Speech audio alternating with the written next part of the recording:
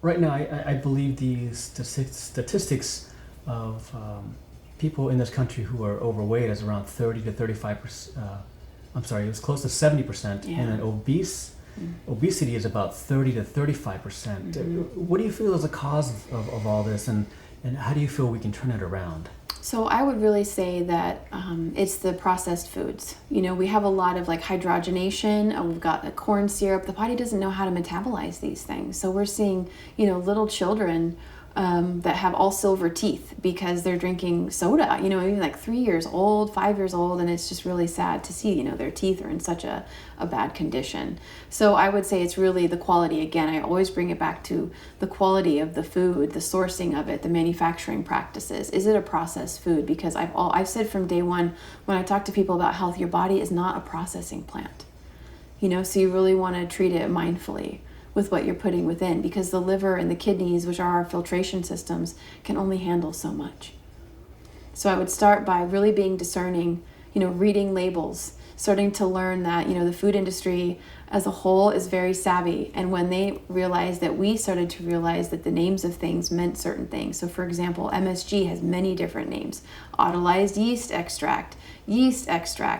But before, they just called it MSG. So, you know, you really do have to start to become a detective and really play a dedicated role in your household of discerning what's coming in, what's going into your pantry and your refrigerator.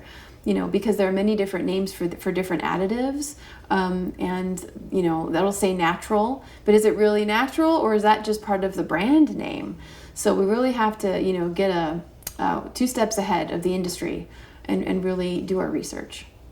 And I have a lot to say about, for those of us who maybe we do overindulge because we didn't know. You know, education is a great piece for everything. So, you know, depending on where we're from and what we grow up with, you know, consuming, we may have to make lifestyle changes, and those can be challenging. You know, it's a great source of dedication.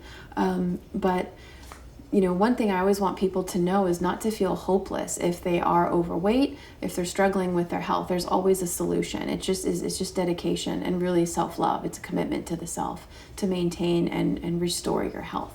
Because when I was little, what the prednisone did to me was it actually had me, I really ballooned up, you know, and I have pictures where I had like chipmunk cheeks, and it caused me to retain water. And it was difficult psychologically because I would look in the mirror and I'd be like, that's not me. Like, who is that person? You know, because I was dealing with the side effects of a really powerful, you know, detrimental steroid.